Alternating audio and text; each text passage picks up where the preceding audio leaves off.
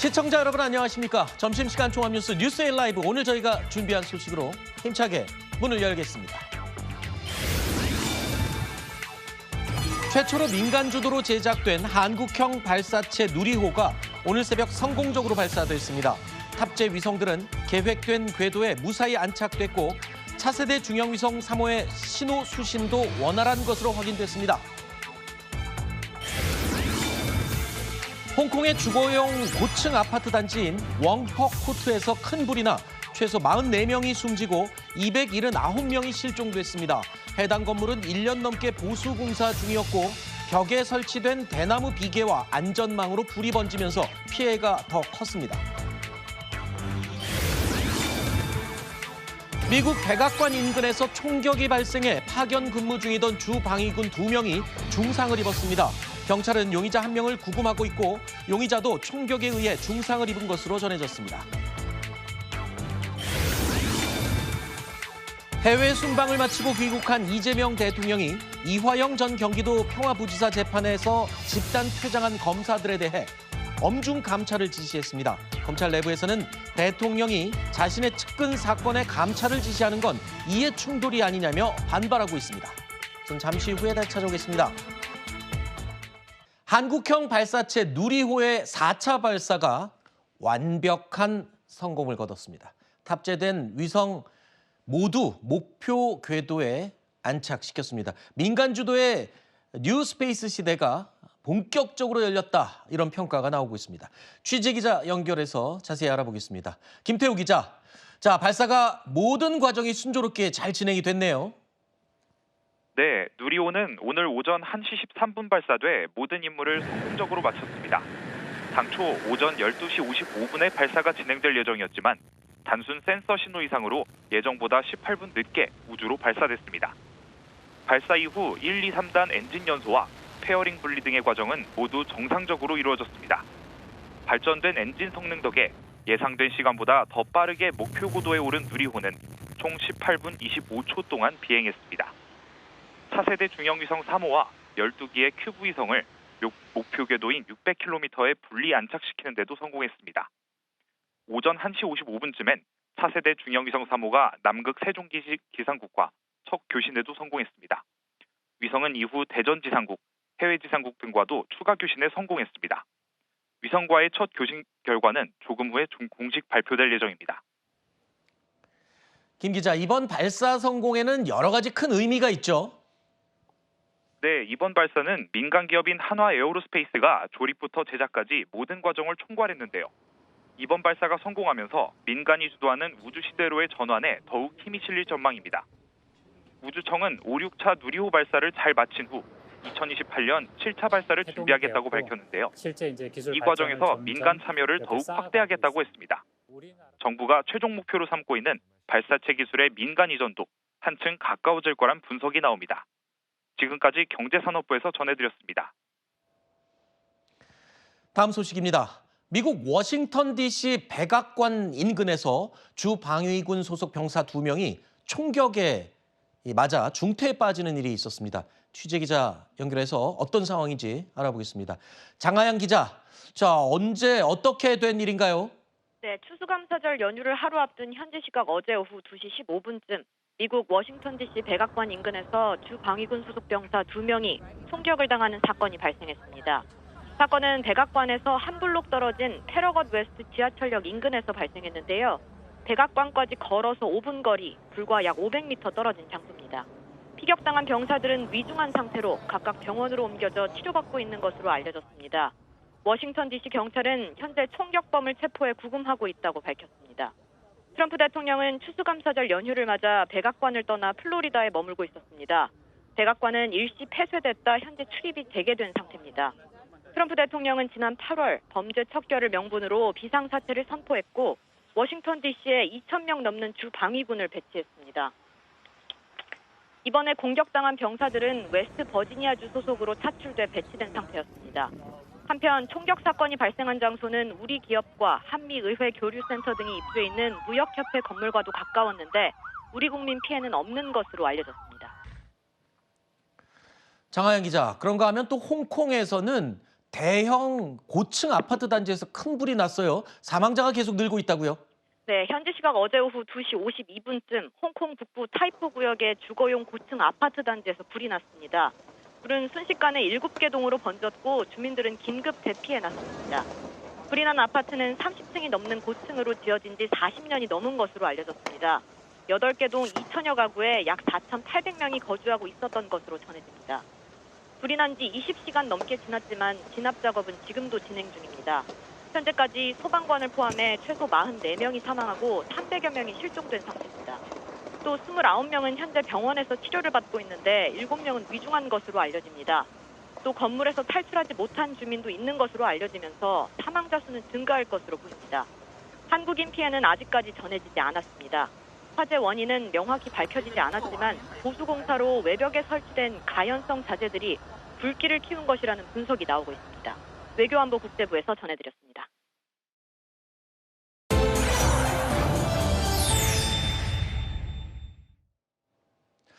자, 조금 전에 저희 장하영 기자가 전해드린 홍콩 화재 얘기 몇 가지 더 짚어보도록 하겠습니다. 방금 이 전해드린 것처럼 홍콩에 있는 대규모 고층 아파트에 화재가 난 겁니다. 지금 현재까지도 사망자가 계속 발생하고 있고요. 최악의 참사라고 기록될 그럴 정도의 최대 규모의 지금 아파트 화재입니다. 지금 사망자도 이미 40여 명을 넘었고요. 실종자가 280명에 육박하는 상황입니다. 자, 이런 상황에서 아까 저희 기자도 마지막에 잠깐 언급했지만 화재를 더 키운 데는 이 보수 공사 중이던 이 아파트 외벽에 가연성 물질들 때문에 그렇다라고 했는데 구체적으로 이게 홍콩에서 흔히 볼 수 있는 전통적인 건축 방식 때문에 그렇다고요? 그렇습니다. 해당 불이 난 이 화재가 난 건물은요. 1년 정도 외벽 공사를 계속 진행 중인 상황이었습니다. 네. 높은 건물이기 때문에 작업자들이 외벽에 공사를 하려면 대나무 비계라고 해서 밟고 설 수 있는 그 발판이 필요했던 겁니다. 원래 우리나라에서는 공사 현장 가면 다 파이프, 쇠파이프로 설치를 하잖아요. 이 외벽에 비계라는 거를. 근데 홍콩에서는 그걸 대나무로 만든다고요? 그렇죠. 이것이 일종의 홍콩 전통 방식이다라고도 알려져 있는데 중국 본토에서는 이미 모두 이 위험성 때문에 금속으로 교체가 되어 있었다고 합니다. 아하. 근데 이 대나무라는 것이 이 자체가 불쏘시개 역할을 할 수밖에 없고 또 드문드문 그물망으로 이 대나무 비계에 감싸져 있어져서 네. 말 그대로 이것들이 화재를 키우는데 너무나도 큰 역할을 했습니다. 그 삽시간에 전 건물로 화재가 옮겨 붙을 수밖에 없었고 불길이 커질 수밖에 없었던 그런 참사로 이어지는 결과가 발생했습니다. 네, 지금 보시는 화면이 지금 아파트 전체가 고층 아파트 전체가 불길에 휩싸인 모습입니다. 그야말로 불쏘시개 역할을 한 저 외벽의 대나무 비계 그리고 안전망들 저게 불을 더 번지게 하는 역할을 했다는 이야기죠. 홍콩 같은 경우는 인구 밀집도도 높은 데다가 또 주택들이 굉장히 다닥다닥 붙어 있죠. 그래서 저기는 지금 2천여 명이 거주하는 것으로 알려진 아파트인데요. 더 이상 피해자가 나오지 않았으면 하는 바람입니다. 일단 불길을 잡는 게 더 시급한 상황인 것 같습니다. 다음 소식입니다.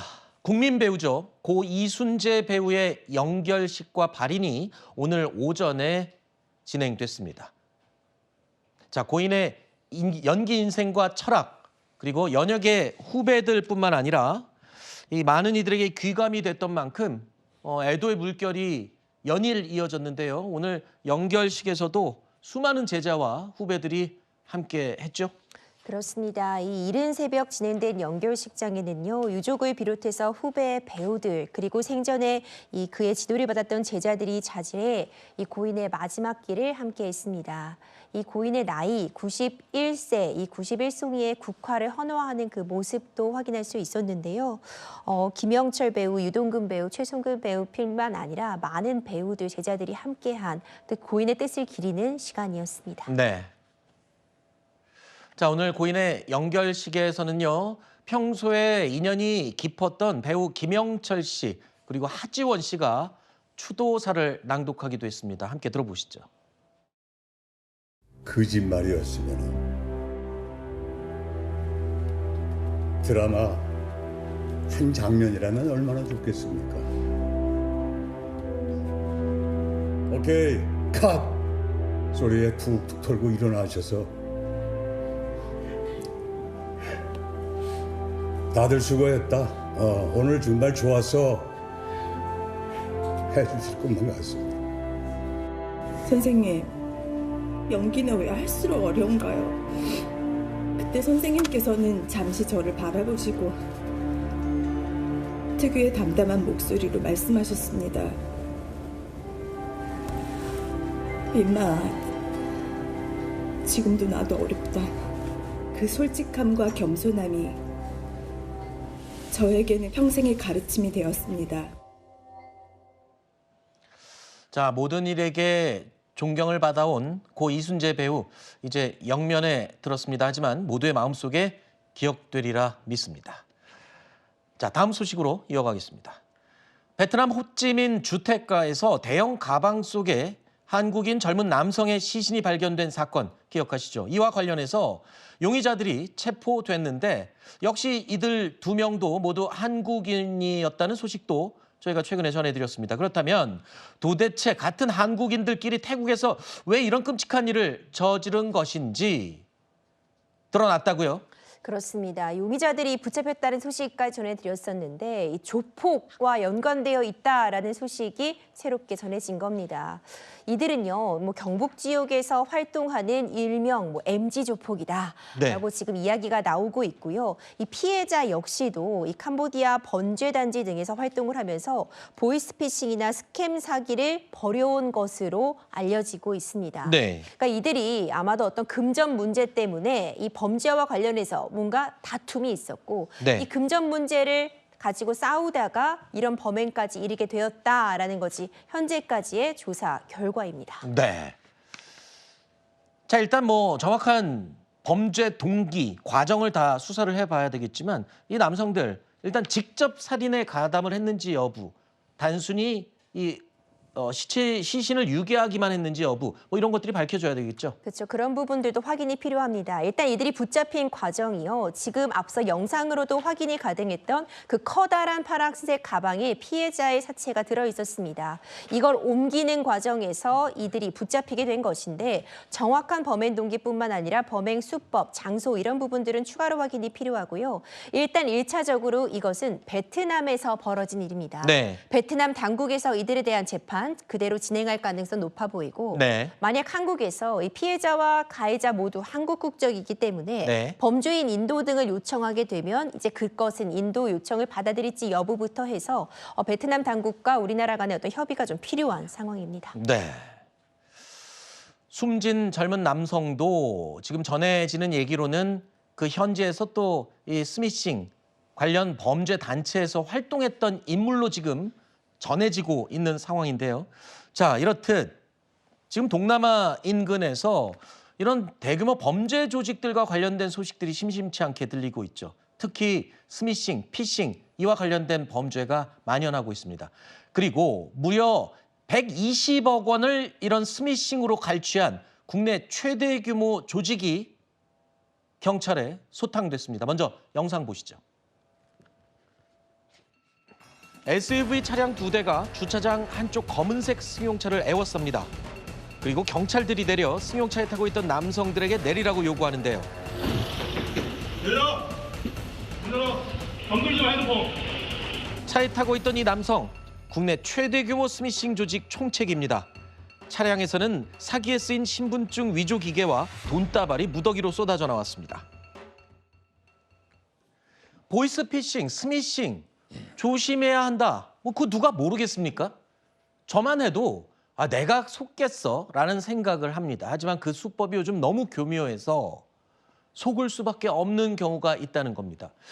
만약에 저에게 전화가 와서 대포 통장이 사용된 범죄 단체와 연루됐습니다 하면은 제가 안 믿겠죠.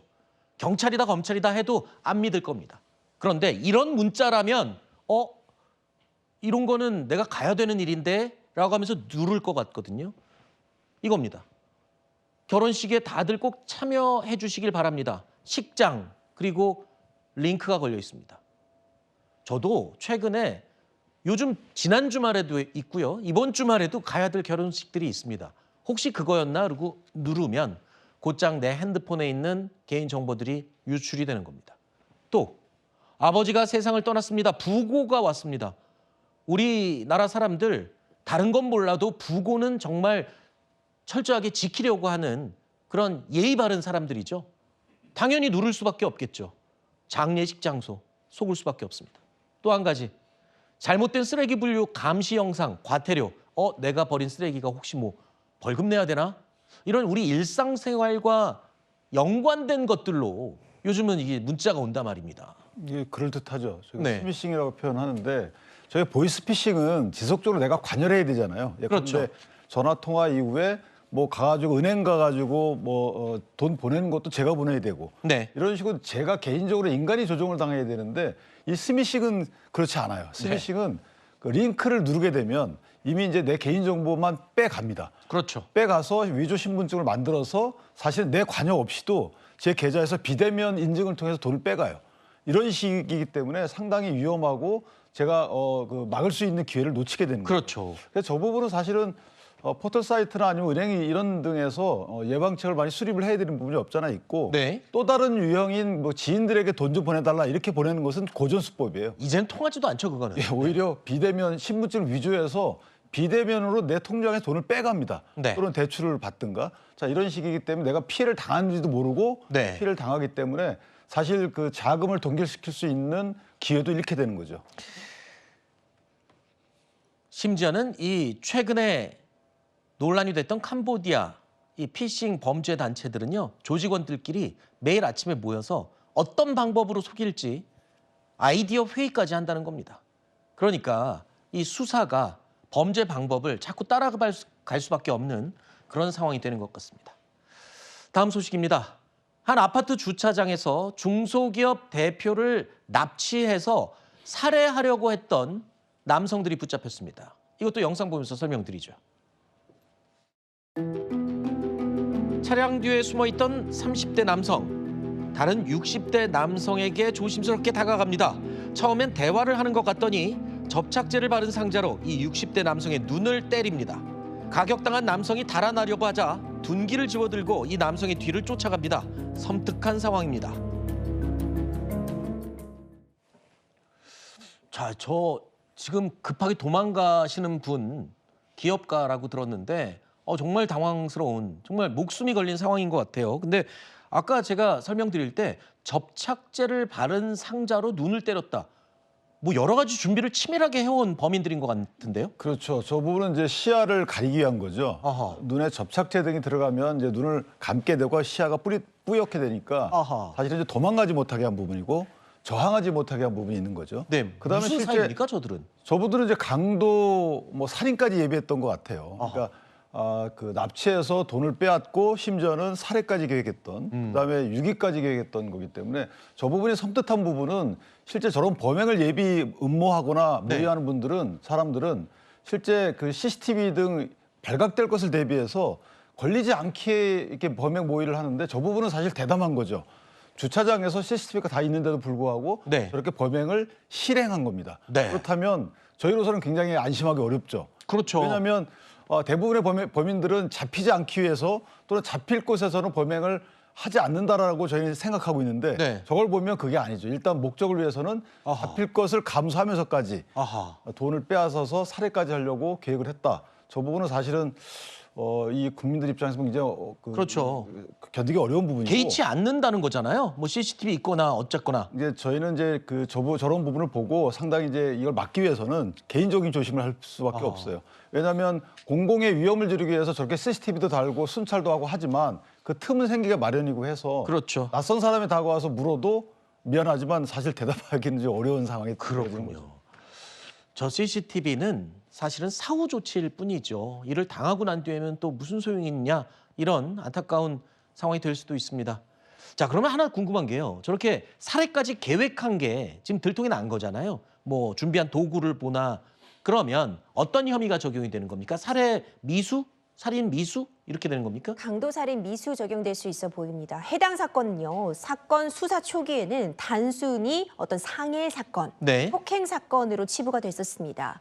그런데 검찰이 보완 수사를 해보니까 3개월간 저 피해자를 미행하고 아하. 범행 대상으로 특정해서 치밀하게 준비해 왔던 사정까지 확인된 네. 겁니다. 음. 이후에 도주 경로라던가 뭐 사체를 유기할 방법까지 모의했다면 이미 살인의 고의가 있다고 검찰에선 판단을 하고 있고요. 네. 이제 이런 부분들 때문에 강도, 살인, 미수 그리고 더해져서 다른 피해자도 특정해서 지금 범행을 준비하는 단계였기 때문에 강도 예비 같은 혐의가 적용되고 있습니다. 알겠습니다.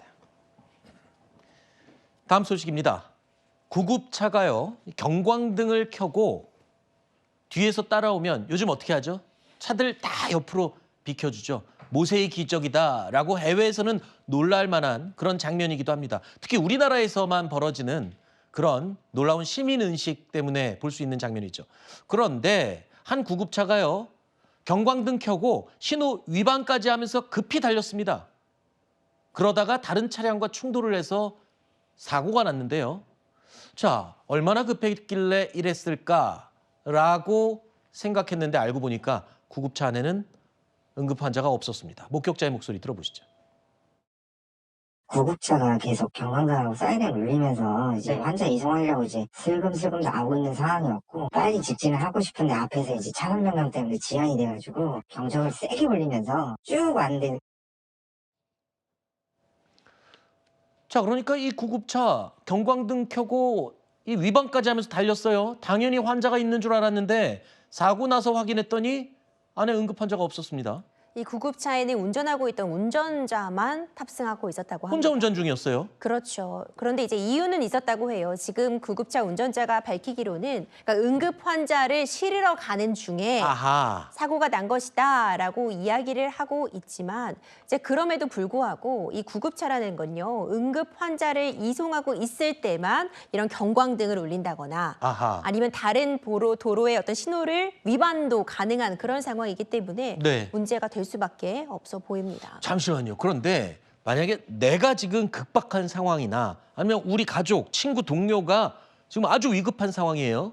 그러면 구급차가 빨리 오는 것도 되게 중요하지 않습니까? 근데 법적으로는 환자가 타고 있을 때만 사고가 나거나 위반을 해도 이 면책을 해주는 거고, 환자가 없으면 그 아픈 환자를 빨리 태우러 갈 때는 보호를 안 해준다는 거잖아요. 그러니까 구급차의 교통법규 위반 책임의 면제 자체는 일단 기본적으로 응급 환자가 탑승하고 있을 아하. 때는 법규를 위반해도 문제가 되지 않는다는 거고요. 당연히 기본적으로 이 구급차가 왜 존재하겠습니까? 빠른 이송을 위해서 구급차가 존재하는 것이기 때문에 네. 빠르게 이동하는 것 자체는 허용이 되고 있습니다. 아하. 다만 이번 상황 같은 경우에는 신호를 위반하고 다른 차량에게 경광등을 킴으로써 보호를 먼저 받으려고 했잖아요. 네. 그런데 사실상 운전자만 탑승하고 있었다. 이런 경우에 경광등을 울린 부분은 20만 원 이하 과태료 처해질 수도 있고요. 만약 실제로 환자 이송 목적이 아님에도 불구하고 네. 부정한 목적으로 이용할 경우에는 1년 이하의 징역, 1,000만 원 이하의 벌금에도 처해질 수 있는 부분입니다. 혹시 그 레카라고 하죠. 레카들이 사고 현장에 먼저 가려고 서두르다가 사고 나는 경우도 있습니다. 혹시라도 구급차들도 그런 문제가 있지는 않은지 한번 시스템을 들여다볼 필요가 있어 보입니다. 물론 급한 환자를 태우러 가려다가 그랬다라는 이 운전자의 말을 저는 믿습니다. 자, 다음 소식 이어가겠습니다. 한강 순찰을 돌던 보안관들이요, 지나가다가 벤치 위에 휴대전화와 노트북이 있는 걸 봤습니다. 누가 잠깐 여기 놔두고 음료수나 라면 사러 갔나? 생각할 수 있겠죠. 그런데 이 보안관들 뭔가 이상함을 느꼈습니다. 늦은 시간대에 한강 벤치에 덩그러니 핸드폰과 노트북만 있다? 이분들은요, 곧장 이 주변을 탐색하기 시작했습니다. 자, 아니나 다를까 이 주변에요, 스스로 목숨을 끊으려고 했던 젊은 여성이 발견된 겁니다. 그야말로 아주 소중한 한 사람의 목숨을 이 보안관들이 구한 거죠. 한강의 영웅이라고 할 수 있을 것 같습니다. 들어보시죠.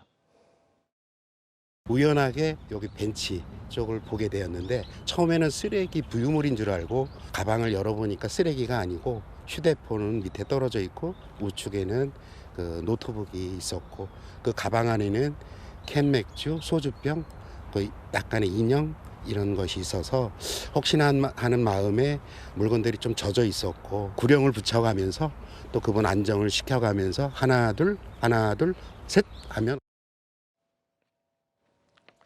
저분 잘 보셨죠? 한 사람의 목숨을 구한 영웅입니다. 글쎄요, 벤치 위에 핸드폰하고 노트북이 있다. 뭐 해외에서는 그거 누군가가 훔쳐갈 겁니다. 하지만 우리나라에서는 시민의식이 높아서 그런 거 안 가져가거든요. 그러면서 누가 잠깐 자리 비웠나 생각을 할 텐데 저분은 느낌이 다른 것 같습니다. 보안관이셔서. 근데 그것도 놀라워요. 전 한강에 보안관 있는 거 이번에 알았습니다. 참 감사한 분들입니다. 지금 한강 보안관이 실제로 근무를 하고 있는데요. 11개 이 한강공원에 총 145명이 배치되어 있습니다. 네. 24시간 이 한강 일대를 순찰을 하면서 이 시민들의 안전을 지키고 담당을 하고 있는 상황인데 네. 느낌이 좋지 않으셨던 거예요. 늦은 시간에 벤치 위에 노트북과 휴대폰이라고 하면 정말 중요한 그런 필수품들인데 그렇죠. 그걸 가지런히 놓고 간 이 가방의 존재를 허투루 여기지 않으셨던 것 같습니다. 네. 단순히 분실물이라고 여기지 않고 이거 느낌이 좋지 않다. 이래서 바로 수색에 나선 것이고요. 네. 7분간 수색 끝에 이 보안관들이 갯벌 구간 물속에 있던 이 여성을 발견한 겁니다. 네. 참 감사한 분들이 아닌가. 그러면 그 여성을 설득해서 데리고 나온 거예요? 그렇죠. 이야기를 하면서 이제 차분하게 같이 나올 수 있었고요. 네. 이런저런 이야기, 아직 젊은 나이인데 또 세상을 살아볼 만하지 않겠냐 이런 이야기를 나누면서 목숨을 무사히 구할 수 있었던 것 같은데 네. 주변을 좀 살펴보는 그런 따뜻한 마음이 요즘 참 부족하잖아요. 그렇죠. 이런 분들, 그러니까 작은 단서도 놓치지 않은 이런 분들 덕분에 아직 좀 살만한 세상이 아닌가 싶습니다. 저도 간혹 한강에 산책 갈 일이 있는데 만약에 지나가다 한강 보안관 저런 분들을 만나면 뭐 캔커피라도 하나 사드리고 싶은 심정이네요. 정말 너무 훌륭한 일을 하셨습니다. 말 잘 들어야 돼요. 말을 잘 들어야 돼요. 왜요? 예전에 저분들이 이제 주로 하는 일은 사실은 그 그늘막을 치거나 이런 부분들 단속 업무도 같이 하거든요. 그렇죠, 그렇죠. 그러니까 약간 깊이 하는데 저런 일도 같이 하고 있다. 저기 2022년도부터 서울시에서 도입해서 하고 있기 때문에 네. 어떨 때는 이제 박수 쳐주고 응원도 해주시고 그럼요. 할 필요가 있다고 생각합니다. 아니 그리고 그늘막 치는 건 하지 말라는 건 하지 말아야죠. 그 하지 말라는 걸 하는 사람은 단속하는 분들인데 그리고 목숨도 가고요. 실제로 지난 20일에도요. 한 청소년이 신발을 벗어두고 한강에 몸을 던지려는 순간을 발견하고 또 구했다고 합니다. 자, 한강 보안관이 있어서 더 든든한데요. 이번에도 따뜻한 소식이 또 있습니다. 이번에는 그냥 일반 청년 두 사람의 이야기인데요. 아주 어린 갓난 아이의 생명을 구했습니다. 영상 보면서 제가 설명드리겠습니다. 한 주택가 골목입니다. 차량들이 줄지어 서 있는데요. 이 주변을 어린 남자아이가 아장아장 걸어 다닙니다. 그런데 이 아이 내복 차림에 신발도 신지 않은 맨발입니다. 쓰레기 수거 차량 뒤를 아슬아슬하게 비켜가는가 하면 이 아이가 도로 한가운데를 활보하고 있는 건데요. 골목 끝 차도로 아이가 달려가는 순간 누군가 뛰어들어 아이를 번쩍 들어 올립니다.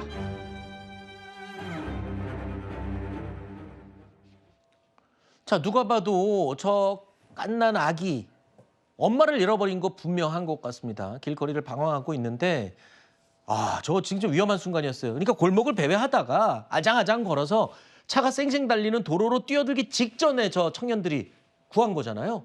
저도 영상을 보는 내내 마음이 조마조마했습니다. 그러니까요. 3살 남짓한 아이였습니다. 이제 네. 아장아장 걷고 있는데 아까 보시는 것처럼 청소차도 그 아이 앞으로 바로 지나가고 있었고요. 그렇죠. 차량이 많은 도로를 정말 위험천만하게 위태롭게 아장아장 걸어 다니고 있는데 이것도 참 주변을 잘 살펴보는 이 청년분들 덕분에 큰일 날 뻔한 걸 막았습니다. 네. 차도로 뛰어가는 걸 바로 이 청년들이 들어 안아서 네. 아이를 구했고요. 네. 그리고 더 다른 위험에 처하지 않게 부모는 어디 있는지 살펴봤는데 도로에서 부모가 보이지 않았다는 겁니다. 네. 이상하게 생각했지만 일단 빨리 아이를 진정시키고 경찰에 신고를 하고 주변 분들의 도움을 구해서 무사히 아이는 부모님 품으로 돌아갈 수 있었다고 합니다. 그렇군요. 저 청년들 정말 칭찬해 줘야 되겠죠. 이 친구들의 목소리 한번 들어볼까요? 도로 쪽으로 걸어가는 게 보이는 거예요. 저 애기 아니야? 그냥 뛰게 되더라고요. 무조건 잡아야겠다. 맨발에 차도로 뛰어가는 그런 느낌이 바로 딱 들어서 생각하자마자 바로 보자마자 그냥 바로 뛰어들더라고요. 무사히 집으로 가서 정말 다행입니다. 아, 저 어린 아기가 근데 맨발로 요즘 날씨도 쌀쌀한데 어쩌다 저길 또 출타하셨답니까? 엄마가 외출 준비하러 안방에 들어간 사이에 네. 문이 잠겨 있지 않았나 봐요. 아이고. 아이 혼자 네. 엄마한테 이야기하지 않고 집 밖을 나온 겁니다. 아니 3살이면 말도 잘 못하죠. 그렇죠. 근데 시민분들의 도움이 컸었는데요. 네. 이 경찰관들도 가만 보니까 아이의 머리가 잘 정돈되어 있는 걸 보고 아, 얼마 전에 머리를 잘랐구나. 아, 이거를 눈치를 챘고요. 주변의 미용실을 탐문했습니다. 네. 마침 미용실 고객이 나 이 아이의 엄마를 안다 이렇게 제보를 해줘서 네. 아이가 무사히 엄마 품으로 돌아갈 수 있었습니다. 저 친구들은 또 영웅이네요. 저런 영웅들 경찰에서 뭐 감사장이라도 줘야 되는 거 아닌가요? 저게 아동 안전시민상이라고 제가 있는지 처음 알았는데 아, 그래요? 네, 경찰청과 저희 그 사기업 한 곳에서 네. 그런 상을 만들어서 아마 이제 수여하곤 했나 봅니다. 네. 그 상을 탔고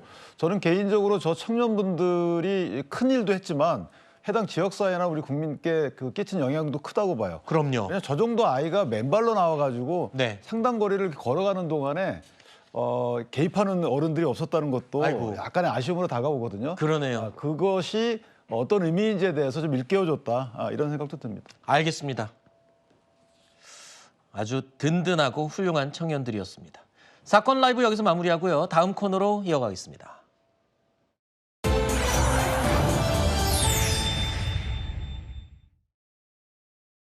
이재명 대통령은 최근 사법부와 법관을 상대로 행해지고 있는 일부 변호사들의 노골적인 인신 공격과 검사들의 재판 방해 행위에 강한 우려와 유감을 표명했습니다. 공직자인 검사들의 집단 퇴정과 같은 법정 질서를 해치는 행위들에 대해 법과 원칙에 따라 신속하고 엄정한 감찰과 수사를 진행할 것을 지시했습니다. 이재명 대통령이 어제 해외 순방을 마치고 귀국했습니다. 그리고 귀국하자마자 첫 번째 지시를 내렸습니다. 바로 이화영 전 부지사에 대한 재판에서 검사들이 이 재판부에 항의를 하면서 집단 퇴정한 사건이 있었는데요. 이에 대해서 강한 유감을 표하면서 이 해당 검사들에 대해서 엄정한 감찰을 하라라고 대통령이 직접 지시를 한 겁니다. 자, 그렇다면 이 이화영 전 부지사의 재판 어떤 재판이었냐? 다음 보실까요? 이화영 전 부지사가 과거에 검사들이 이재명 대통령에게 불리한 진술을 하려고 회유해서 자신이 위증했다는 주장을 했다는 이야기 들어보셨죠? 과거에 논란이 됐습니다. 자, 이를 둘러싼 재판입니다. 검찰은 이를 반박하기 위해서 교도관 등 64명의 증인을 신청했습니다. 그런데 재판부가 증인으로 64명 신청했는데 6명만 증인으로 채택을 한 겁니다. 자, 그러자 검찰 측에서는요, 입증이 어렵다라면서 법관 기피 신청을 했습니다. 그러면서 항의의 뜻으로 법정에서 집단 퇴장을 한 거죠. 자, 이재명 대통령이 항명사태로 규정을 하고 직접 지시를 했다는 점이 의미가 큽니다. 정치권에서도 공방이 거센데요. 어제 법사위에서도 여야가 아주 크게 맞붙었습니다. 이재명 대통령이 사법부에 대한 존중이 매우 부족하다. 집단퇴정 검사에 대해서 감찰을 지시했어요. 정말 어불성설, 후안무치, 내로남불. 검사들은 특권의식에 젖어서 말씀입니다. 자기들이 집단 행동을 아무렇지 않게 합니다. 다른 일반 부처 공무원이라면 상상도 못할 짓을 하고 있어요. 이렇게 법정을 무시하고 국민들을 무시하는 오만한 태도 바로 잡아야 돼요. 이재명 대통령과 관계없는 재판입니까 이게? 그런데 항명이라고요? 이 사람들 가만두냐고요? 감찰하라고요? 대통령이 직접 나섭니까 이거를? 이미 장관님께서는 감찰을 지시하셨고 연어술 파티 의혹에 대해서도 감찰을 통해서 상당히 의혹 있는 것을 파악하셨죠. 수사까지 지금 진행되고 있습니다. 검사들이 국민께 송구하고 해야 되는 것 아니겠습니까? 그런데 어떻게 재판에 대해서 기피 신청을 하고 이렇게 저항을 할 수가 있는 겁니까? 도저히 납득이 안 되는 겁니다. 지금 정부와 여당은 안 그래도 대장동 사건 항소 포기에 다른 의견을 보였던 검사들에 대해서 집단 항명이라고 규정하고 여러 가지 이 수단을 강구하고 있죠. 압박을 하고 있습니다. 이런 와중에 또 비슷한 이야기가 나온 겁니다. 여당은 지금 검사들의 또 다른 집단 행동이다, 항명이다라고 비판을 했습니다. 그리고 들으신 것처럼 국민의힘 야당은요. 대통령이 본인과 관련된 재판에 감찰을 지시하는 게 개입한 거 아니냐. 이화영 전 부지사가 누굽니까? 이재명 대통령의 측근 아니냐. 뭐 이런 주장을 하고 있는 겁니다.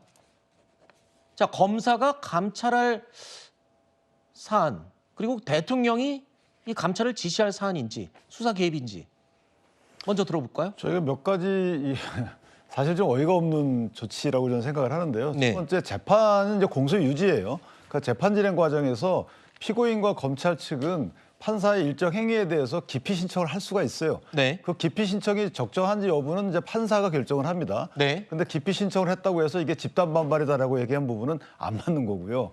그다음에 나왔어요.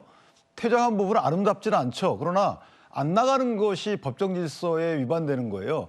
예컨대 변호사들처럼 재판부가 퇴정하세요라고 퇴정을 명했는데도 불구하고 안 나가게 되면 그게 법정 모독일 수는 있죠. 그런데 나가는 걸 붙잡을 수는 없어요. 그러니까 재판장도 나가는 걸 붙잡을 법적 권리가 없어요. 근데 나갔단 말이죠. 이게 아름답지는 않지만 소위 항의의 표시로 가끔 있는 거예요. 예를 들면 시국사범 재판에서 가끔 있습니다. 이런 부분들이.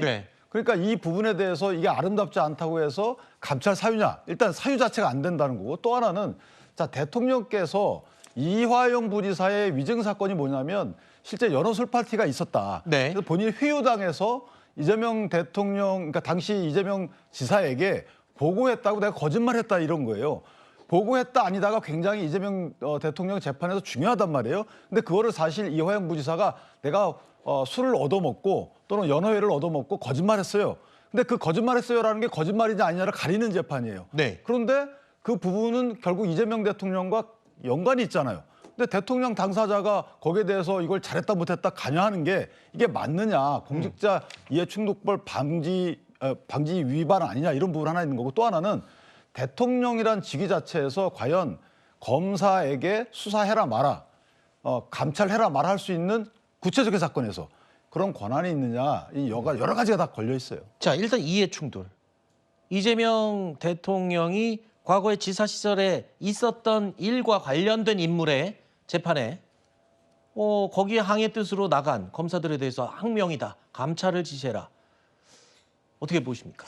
그러니까 이게 근데 이제 지시사항이 두 가지가 동시에 나왔잖아요. 그러니까 이화영 전 부지사의 재판에서 있었던 검사들의 집단 퇴정에 대해서 감찰하라가 첫 번째고, 이 두 번째가 이 김용현 전 장관의 재판에서 있었던 변호인들이 뭐 사실은 이 뭐 사법부를 좀 모독을 하고 그 뒤에도 이제 판사들에 대해서 인신공격을 했던 그 사안에 대해서 수사하라, 이 두 가지가 나온 건데, 이 두 가지를 같이 놓고 보게 되면 사실은 별개의 사안이 아니라 공통점은 사법부에 대한 모독이 심각하다라는 그 문제의식에서 시작이 된 겁니다.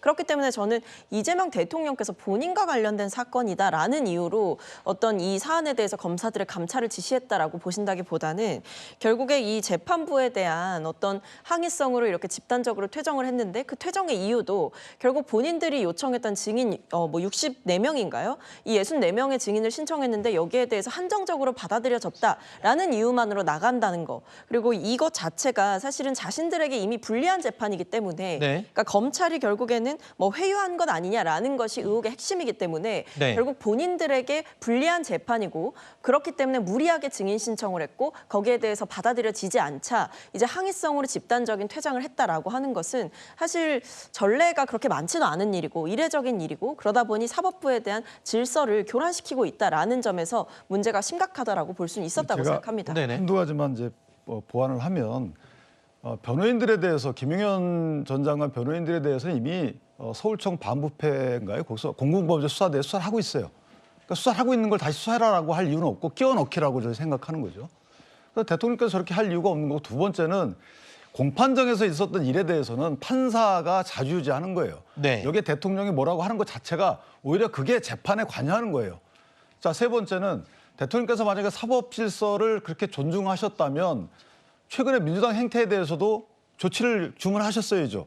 민주당이 최근에 대법원장, 대법원 여러 가지, 이게 제도 개선이라는 이름으로 행해지는데 사실 저희가 볼 때는 이게 과연 이게 제도 개선이냐. 네. 사법부 독립을 흔드는 거지. 그럼 그거에 대해서도 같이 똑같은 말씀을 하셨어야 되는데 네.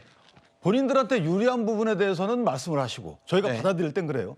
본인한테 불리한 것에 대해서 다른 말씀하시고 이렇기 때문에 대통령직의 보편적인 권한 행사가 아니라는 거예요. 자, 그 권한 행사가 대통령으로서 할 수 있다고 쳐도 보편성 있는 권한 행사를 하셨어야 되는데 이해관계에 따라서 여기는 하고 저기는 안 하고 이거는 저희 국민들이 받아들일 때 이건 용납할 수가 없는 거죠. 그러니까 할 수 있는지 여부 하더라도 똑같이 해야 된다는 거. 그럼 네. 민주당에도 주문을 하셨어야죠. 자, 이 지금까지 민주당의 입법에 관련된 태도들이 이 사법권 질서를 흐트릴 여지가 있으니까 이건 적절치 않다라는 메시지를 내주셔야죠. 네. 만약 그랬으면 저희가 이렇게까지 비판은 하지 않죠. 네, 일단은 이해충돌 이야기는 김용현 전 장관의 변호인들이 법정을 모독한 사건과는 조금 성향이 다른 것 같습니다. 그거는 변호인들이 지금 좀 특이한 돌출 행동을 하면서 여론전을 벌이는 사건인 것 같고 지금 이 이화영 전 평화부지사의 사건은 온 국민들이 알고 있잖아요. 대통령의 측근 사건이라는 것.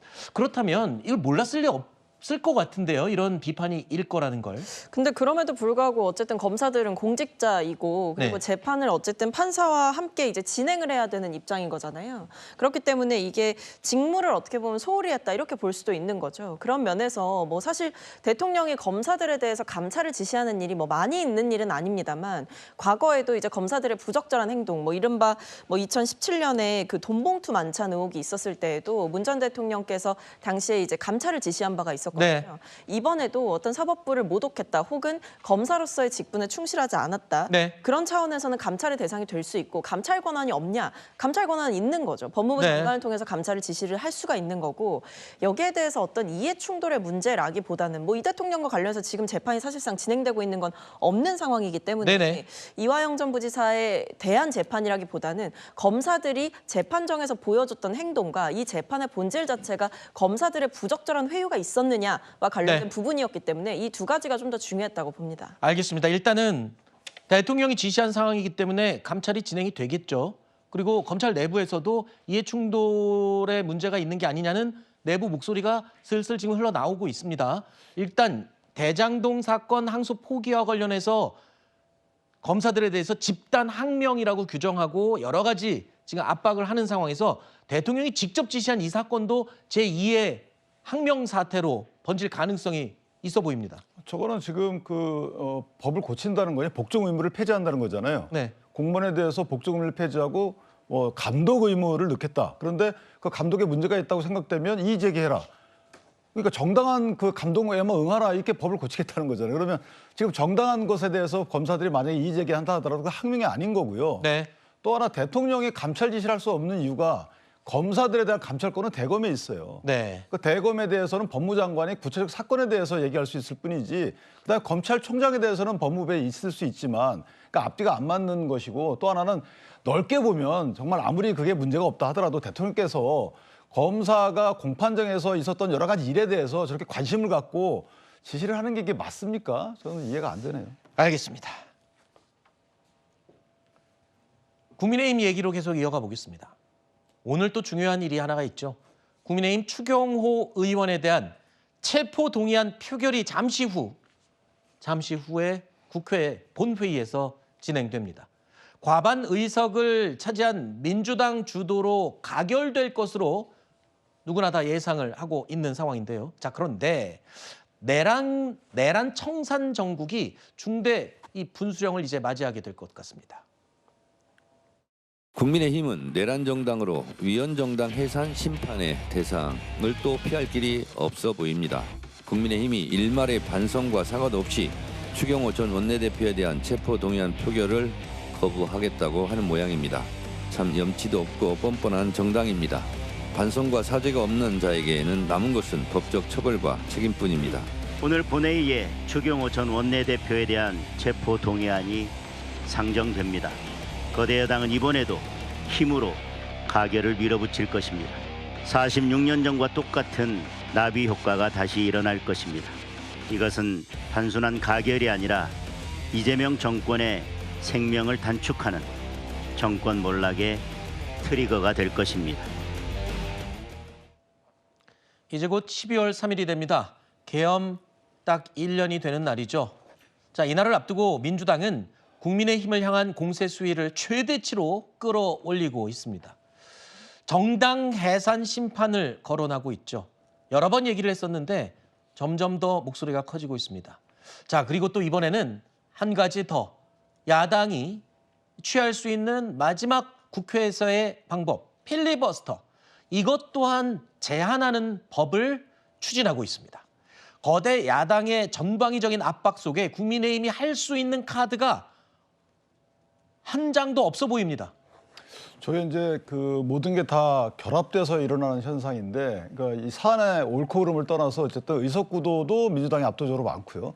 그다음 국회의장께서도 그렇다면 수기 과정을 통해 위해서 어느 정도 주문을 하고 좀 시간을 끌어주시고 해야 되는데 국회의장께서도 그럴 의사가 별로 없어 보이시고 대통령께서도 국회 운영에 대해서 사실상 관심이 없어 보이시고 그렇기 때문에 이런 지경에 이른 거죠. 따라서 사안이 국민께 이득이 되고 이득이 되지 않고를 떠나서 또는 그 사안에 대해서 민주당이 관여하는 것이 이게 이익 집단처럼 보이는지 여부를 다 떠나서 그냥 원하는 대로 다 하고 있어요. 그렇기 때문에 현재까지 이 상황이 이르렀다고 보여지고, 그러니까 국민들이 그 국내심에 대한 지지를 보내지 않는 이유 중에 하나는 물론 뭐 계엄에 대한 입장 표명 이런 것도 있을 수 있겠지만 또 하나는 무력감이에요. 무력화, 그러니까 무기력. 도대체 할 수 있는 일이 없는 거죠. 물론 네. 저희 책임입니다만은 사실은 야당의 존재 이유는 어쨌든지 간에 여당을 견제해야 됨에도 불구하고 네. 못하고 있는 게 현실입니다. 왜냐하면 대화의 상대를 인정하지 않고 있고 대화 상대가 되지 않기 위해서 여러 가지 국회법에 규정된 것들을 이용하려고 해도 다 막고 있어요. 아까 말씀 주신 필리버스터, 저게 24시간만 저희가 보장을 받았거든요. 24시간 지나면 종결동의를 할 수 있기 때문에 그것도 못 주겠다는 거예요. 그러니까 24시간도 아깝다. 그래서 24시간도 60명이 참여하지 않으면 60명이 듣고 있지 않으면 당신들 그거 못한다라고 법을 개정하겠다는 거예요. 자, 이 정도로 뭔가 그 야당이나 기타 국민의 다른 의견은 전혀 무시하고 본인들의 독단으로 가는데 그 독단의 내용이 컨텐츠가 만약에 국민의 이익에 반할 경우에는 어떻게 하겠다는 겁니까? 네. 도대체 이해가 안 되는 부분이 있는 거죠. 자, 그렇다면 국민의힘 지금 장외투쟁까지 하고 있죠. 할 수 있는 방법이 많지 않다 보니까 국민들의 마음, 여론을 좀 등에 업어볼까 노력을 하고 있습니다. 갖은 애를 다 쓰고 있는데, 자, 그렇다면 그러려면은 중도층이 좀 움직여야 되겠죠. 국민의힘 지도부는요. 하지만 나날이 보수 결집을 향해 달려가고 있는 모양새입니다. 당 내에서 차라리 지금이라도 계엄과 관련된 사과, 메시지가 있어야 중도층의 마음을 얻을 수 있다라는 이야기가 심심치 않게 흘러나오고 있습니다만, 자, 이런 상황에서 국민의힘 지도부 셈법은 더 복잡해진 것 같습니다. 열심히 싸우고 있지만 그래도 혹시 방향이 틀린 것이 아닐까 스스로 묻고 또 묻고 있는 이 시점에 다시 또 방향을 잡아주셔서 감사하다는 말씀을 드리겠습니다. 이승만 대통령님의 탁월한 해안과 국국의 결단 굳건하게 지켜나가겠습니다. 당연히 12월 3일에 맞춰서 우리가 뭐 사과 내지는 쇄신, 뭐 성찰 이런 메시지가 나와야 된다고 저는 개인적으로 생각합니다. 그게 안 된다고 한다 그러면 의원들이 개별적으로 목소리를 내는 것도 저는 필요하다고 봅니다. 뜻이 맞는 의원들 모여서라도 사과 반성의 의미가 들어간 성명을 내야 한다 그 말씀이신 거예요? 그럼요. 삼삼오고 있는데 제가 뭐 말씀드리긴 좀 그렇고 왜냐면 어차피 다 이 공개가 될 테니까. 자, 그러니까 국민의힘 내부에서도 초선 의원들 중심으로 당내 소장파 의원들이요. 지금이라도 빨리 사과 메시지를 국민께 던져야 중도층의 마음을 얻을 수 있다라고 얘기를 하고 있습니다. 하지만 아까 들으신 것처럼 장동혁 대표는 사과의 이 메시지를 밝힐 의사가 없습니다. 이승만이라는 영화 관람 이후에 더 확실해졌다고까지 메시지를 던졌습니다. 자, 그러자 소장파 의원들이 이 계엄 날짜에 맞춰서 아예 따로 메시지를 내겠다고 하네요. 뭐 그게 필요할 수도 있죠. 그럼 뭐 소장파 의원들이나 의원들 각각의 소신대로 행동하는 건 맞는데 문제는 이제 지도부 입장에서는 그렇게 간단해 보이지는 않는 게 있어요. 사과를 해서 만약에 국면 전환이 되고 그러면 왜 사과를 안 하겠습니까? 거기에 대한 고민의 이제 포인트가 있는 걸로 보여지고 2017년도 그때도 보면 사과를 하고 심지어는 당을 쪼개고 나가서 네. 행동으로 사과의 모습을 보여줬지만 거기에 대해서 국민적 시각은 냉담했거든요. 네. 자, 그런 경험을 했기 때문에 그 뒤에 4년이나 흘러서 2020년도 4월경에 다시 뭉쳐서 이제 선거를 치르게 됩니다.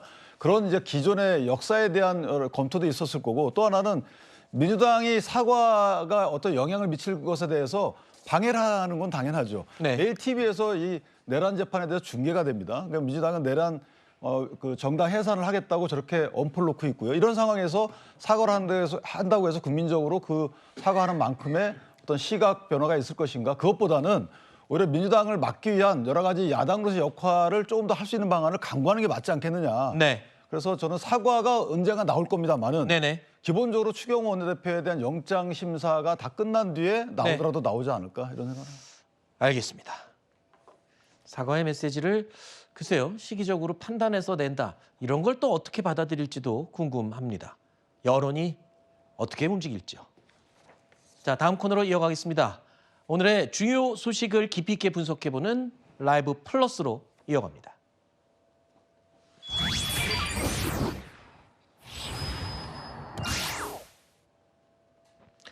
자, 어제 한덕수 전 국무총리에 대한 검찰의 구형이 나왔습니다. 특검이 징역 15년이라는 중형을 구형한 건데요.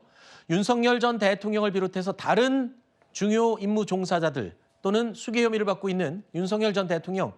자, 특검 구형에 어느 정도 구형이 나올지를 이제 짐작해 볼 수 있을 것 같습니다. 그러니까 비교적 적극적으로 계엄을 만류하지 않았다는 혐의를 받고 있는 한덕수 전 총리가 징역 15년 구형이 됐다면 나머지 적극적으로 동조했거나 이를 추진한 사람들은 훨씬 더 높게 나온다 이렇게 예상할 수 있는 거잖아요.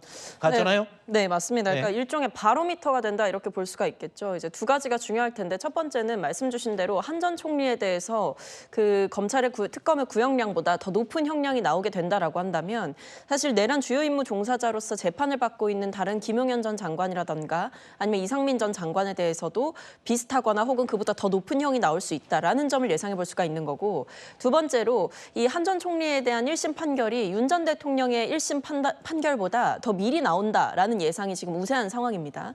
그렇다고 한다면 재판부가 처음으로 내란에 대해서 내란이다라고 인정을 할 수 있느냐 이 부분이 중요할 것이고요. 그렇다고 한다면 그 뒤에 있을 한 전 총리에 대한 최종적인 선고가 윤 전 대통령에 대해서 이 내란죄가 인정되느냐 아니냐를 쉽게 예측해 볼 수 있는 하나의 바로미터가 될 수 있기 때문에 중요한 의미를 가진다고 볼 수 있겠습니다. 그렇죠. 자, 징역 15년 구형입니다. 이 검찰이 구형을 한 것이고 물론 최종 선고 판단은 법원이 하겠죠. 어제 특검은요. 지위가 높고 책임이 막중한 자리에 있는 사람이라면 어떤 변명도 용납되지 않는다라면서 구형 사유를 밝혔습니다. 엄중 처벌의 필요성을 다시 한번 강조한 건데요. 그러나 한덕수 전 총리는요. 어제 마지막 공판 최후 진술에서 내란 가담 혐의를 끝까지 또 부인했습니다.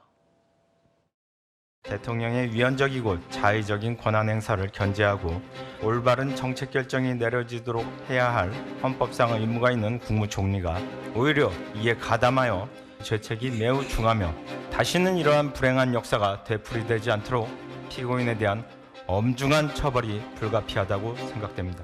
어떻게든 대통령의 뜻을 돌리고자 노력하였으나 도저히 힘이 닿지 않았습니다. 다만 비록 비상계엄을 막지 못했지만 비상계엄에 찬성하거나 비상계엄을 도우려 한 일은 결단코 없습니다.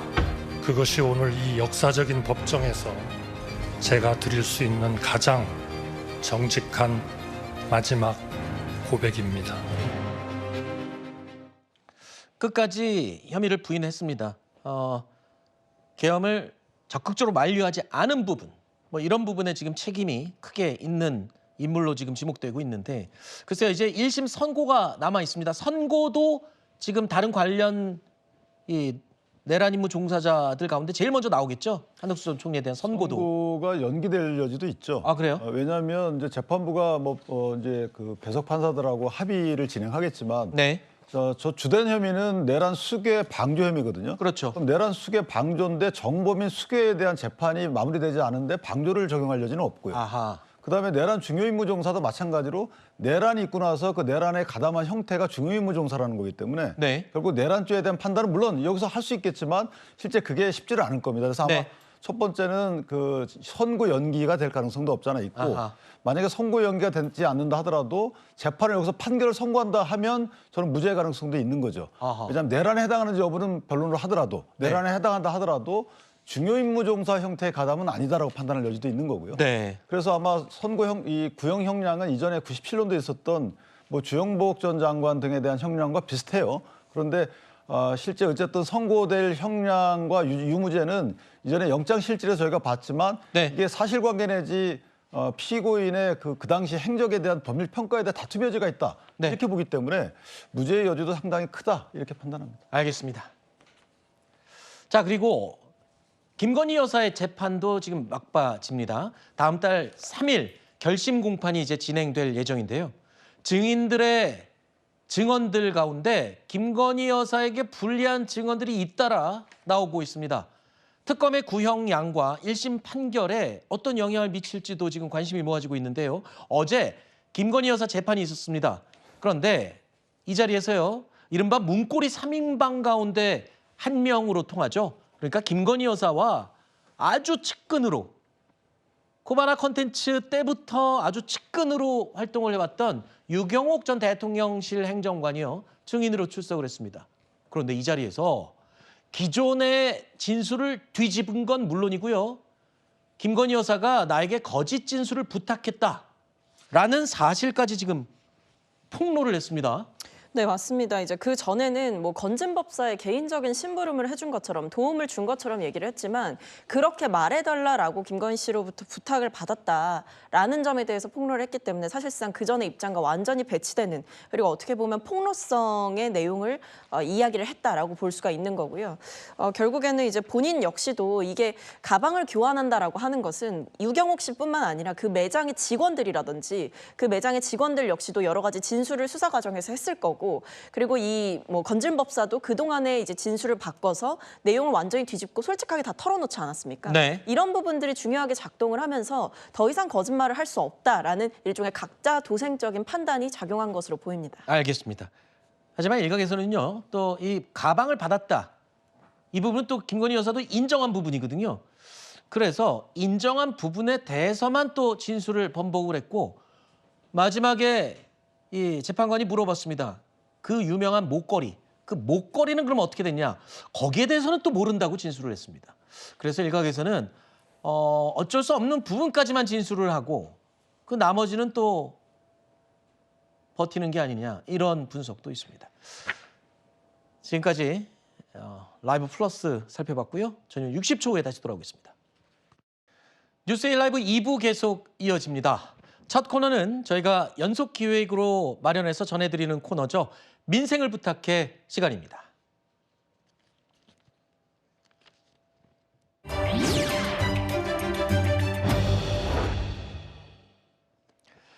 자, 오늘은 대한민국의 대표 관광지이자 휴양지죠. 그리고 다 함께 미래로 빛나는 이라는 기치를 걸고 있는 제주 이야기를 해보겠습니다. 스튜디오에 제주 오형훈 지사님이 나오셨습니다. 안녕하십니까, 지사님? 네, 안녕하십니까? 어서 오십시오. 네. 자, 얼마 전에 경주에서 아주 큰 행사가 있었어요. 네. 에이펙 성공적으로 또 개최가 됐는데 네. 제주가 또 여기서 큰 성과를 얻었습니다. 네. 국내 최초로 제주산 한우와 돼지고기의 싱가포르 수출이 확정이 됐다고요? 그렇습니다. 에이펙에서? 예. 한 싱가포르 정상회담의 결과를 이재명 대통령께서 직접 발표를 하셨는데요. 네. 제주산 한우와 돼지고기에 대해서는 싱가포르가 검역 수준이 높기로 엄격하기로 매우 유명한 나라입니다. 그렇죠. 그 싱가포르에 제주산 한우와 돼지고기는 수입이 가능하도록 수출이 가능하도록 한다는 합의문을 발표를 했고요. 그래서 저희도는 12월 1일 날 첫 돼지고기와 한우를 싱가포르로 보내는 선적식을 하기로 준비가 되어 있습니다. 그렇군요. 그래서 의미는 어떤 의미냐면요. 지금까지는 청정구제역 인증을 받은 국가에 대해서만 수입을 했었습니다. 그런데 대한민국은 청정구제역 인증을 다 받지는 못했는데 제주는 구제역이 발생이 되지 않았었거든요. 네. 그래서 제주를 중심으로 한 지역 단위 구제역 인증을 우리 정부가 해달라. 아하. 그러면 이 지역 단위 인증을 기초로 세계 동물보건기구에 네. 신청을 하겠다. 그래서 우리가 지난해 5월에 지난해 신청을 하고 지난 5월에 구제역 청정지역 인증을 받았습니다. 세계 동물보건기구로부터. 그래서 검역의 첫 단추가 풀게 된 것이고요. 네. 그 이후에 다시 제주도에 있는 육가공 업체 등 여기서 이제 위생 검사 또 이제 시스템 검사를 마친 다음에 오케이가 돼서 수출을 하게 되었습니다. 알겠습니다. 뭐 제주 하면은 흑돼지 빼면은 정말 정말 대표적인 고기인데 소고기도 또 싱가포르 수출이 확정이 됐군요. 12월 1일부터 선적식을 했다. 자, 그런데 또 제주도는 이 얘기를 뺄 수가 없죠. 관광. 네네. 관광객이요. 지난 11월 중순까지 1,000만 명을 넘었다고요? 1,000만 명 돌파했습니다. 야, 이렇게 금방 좀 회복을 한 것 같습니다. 관광. 네, 지난 겨울부터 네. 내란 사태가 있었지 않습니까? 그래서 네. 12월부터 올해 5월까지는 상당히 마이너스 성장세였습니다. 심할 때는 마이너스 18%까지 아이고야. 떨어졌었고요. 작년 네. 동기 대비. 근데 최근에는 이게 회복이 되면서 6월부터 플러스를 찍고 계속 성장세가 가파라지고 있습니다. 10월 달에는 12%가 넘게 증가한 것으로 확인이 됐습니다. 네. 그래서 내년 수준은 이미 다 회복했다 이렇게 말씀을 드릴 수 있고요. 네. 여기에는 저희도가 추진하고 있는 전국민 여행지원금 제도가 아하. 톡톡히 한 몫을 하고 있다 이렇게 분석하고 있습니다. 그렇군요. 그러니까 제주를 찾는 관광객분들에게 15분 이상만 함께 오시게 되면 네. 저희들이 1인당 3만 원씩 지역화폐 탐나는 전을 지급해드리고 있습니다. 어이구. 그래서 친목 모임이나 어떤 모임도 가능하기 때문에 국민 여러분들께서 대단히 좋아해주고 계시고 많이 이용해주고 있습니다. 알겠습니다. 저도 빨리 15명 모아보겠습니다. 자, 그리고 제주형 복지 정책도 지금 곳곳에서 화제입니다. 네네. 지난 10월부터는요. 제주에서는 국내 최초로 건강 주치 사업을 시행한다는데 이건 뭐 하는 겁니까? 건강 주치라는 거는 자기가 살고 있는 동네에서 담당 주치를 정해서 병원을 다니는 제도입니다. 그러면 이제 1차 의료의 가장 모범적인 시스템이 이제 건강주치제라고 할 수 있는데요. 이미 유럽이라든가 일부 선진 미국 도시에서는 진행을 하고 있고요. 네. 그래서 우리는 제주도는 이제 6개 읍면지역과 3도 1, 2동에 한해서 우선 시범적으로 진행을 하고 있고요. 65세 이상 어르신과 또 12세 이하 어린이들에게 무료로 건강주치를 등록할 수 있도록 해드리고 있고 그리고 건강주치제로 일부 적격 심사를 받은 의원들에 대해서 네. 등록을 받도록 하고 있고 지금 현재 2,000명 돌파가 됐습니다. 그래서 아마 내년부터는 직접 상담이나 진찰 그리고 이제 건강검진, 진료 평가 이런 부분들이 이루어지게 될 텐데요. 네. 도민들의 건강 수준을 획기적으로 향상시킬 수 있는 그런 계기가 될 것으로 보입니다. 그렇군요. 주치로부터 관리를 받으면 굉장히 특별한 느낌을 받을 것 같습니다. 맞습니다. 근데 또 하나 놀라운 건요. 네네. 제주도에선 청소년들이 대중교통비가 무료라고요? 네, 맞습니다. 아, 그래요? 지금까지는 통학비만 지원을 했었는데요. 네.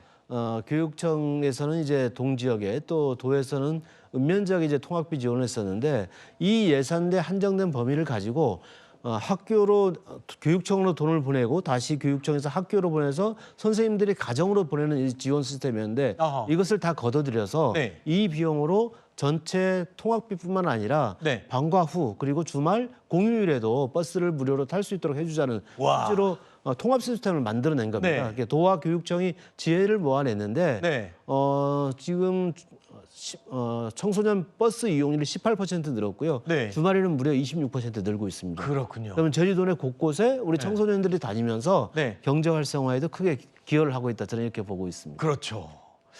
제주도 가서 애 키우고 싶은 마음이 절로 들 것 네. 같습니다. 자, 그리고 제주도에는 굉장히 독특한 네네. 공동체 문화가 있어요. 수놀음. 수누름. 수누름. 예, 수누름. 수누름이 뭔가요, 이게? 이제 수누름 서로 이제 도와준다는 얘기인데요. 예를 들어서 우리 밭에 지금 밭일을 해야 된다면 네. 오늘은 우리 밭에 일을 해주고 품앗이 내일은 이제 같은 거군요. 그렇죠. 품앗이하고 이제 아하. 비슷한 개념인데 네. 일종의 육아 품앗이를 수누름 돌봄 공동체라는 개념을 통해서 해주고 있습니다. 그렇군요. 자, 그래서 이게 어떻게 보면 전통 방식인 것 같은데 오히려 요즘 들어서 더 참여하는 사람들이 늘고 있다고요. 지금 20, 30대가요. 네. 저희들이 이 3팀 이상, 이게 3명 이상이 한 팀이 되는 걸 얘기하고요. 이 한 네. 팀 별로 예를 들어서 150만 원 정도의 활동비를 이제 주는 겁니다. 그러면 1년 내내 이제 그분들끼리 같이 여행도 다니고 또 같이 모여서 도와도 주고 이러면서 이제 육아 품앗이를 하는 건데요. 2016년에 이제 18개 팀이 시작했는데 원래 104개 팀이 그 수료를 해서 성과 발표를 했고요. 내년에는 이것을 200개 팀으로 더욱더 확대할 예정입니다. 알겠습니다. 부럽습니다. 제주도에 사시는 분들. 자, 지금까지 오영훈 제주지사님과 이야기를 나눠봤습니다. 오늘 나와주셔서 고맙습니다. 감사합니다.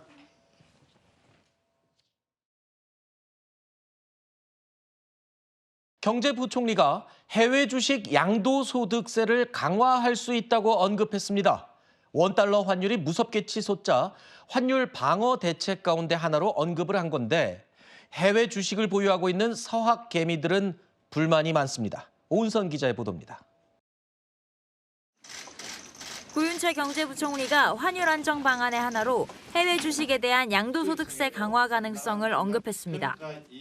서학개미에 대한 세제 페널티를 검토하냐는 질문에 현재는 검토하고 있지 않지만 여건이 된다면 얼마든지 검토할 수 있고 열려 있다고 밝힌 겁니다. 현재 해외 주식은 연 250만 원까지 비과세지만 초과분에는 22% 세율이 적용됩니다. 해외 주식 투자를 위한 서학개미들의 달러 매수가 환율 상승을 자극하는 만큼 세율이 높아지면 해외 주식 매수세가 약해질 가능성이 있습니다. 서학개미들은 반발했습니다. 원래도 높았는데 더 높아진다고 하면은 당연히 뭐 어떤 방법으로든 그렇게 거부하지 않을까 싶습니다. 개미 투자자들한테는 조금 부담이 될 수 있지 않을까. 논란이 커지자 기재부는 원론적 차원의 언급이라고 해명했습니다. 구 부총리는 또 환율 방어를 위해 국민연금을 동원하는 것은 아니라면서도 국민연금의 수익성과 외환시장의 안정성을 조화시키는 뉴 프레임워크를 구축하겠다고 말했습니다. 정부는 외환시장 안정을 위해 가능한 모든 정책을 고려하겠다고 밝혔습니다. 그러면서 지나친 변동성 확대에는 단호하게 대처하겠다고 강조했습니다. 채널A 뉴스 오은선입니다.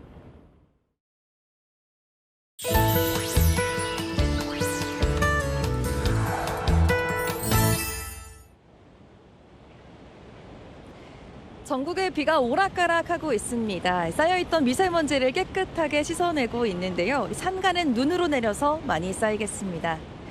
오늘 비는 강원 산간에 최대 20mm, 충청에 10mm, 그 밖에 전국에는 5mm 안팎이 내리겠고요. 기온이 더 낮은 강원 산간엔 최대 10cm의 많은 눈이 쌓이겠습니다. 대설특보도 내려진 만큼 도로나 집 주변을 관리해 주셔야겠습니다. 그 밖에 전북 동부 높은 산간에도 1에서 5cm, 강원 내륙과 경북 북동 산간, 제주 산간에 1cm 안팎이 쌓이겠습니다. 눈비엔 강풍이 동반되고 있습니다. 서해안과 동해안은 강풍특보가 내려져 있는데요. 해안가를 중심으로 안전관리 유의하셔야겠습니다. 낮 기온은 어제와 비슷하겠습니다. 한낮 기온 10도 안팎의 분포 보이겠고요. 밤사이 기온 떨어져서 내일 아침엔 영하권 기록하겠고 낮 기온도 오늘보다 낮겠습니다. 지금까지 날씨 전해드렸습니다. 뉴스의 라이브 2부까지 모두 마칩니다. 시청해주신 여러분 고맙습니다.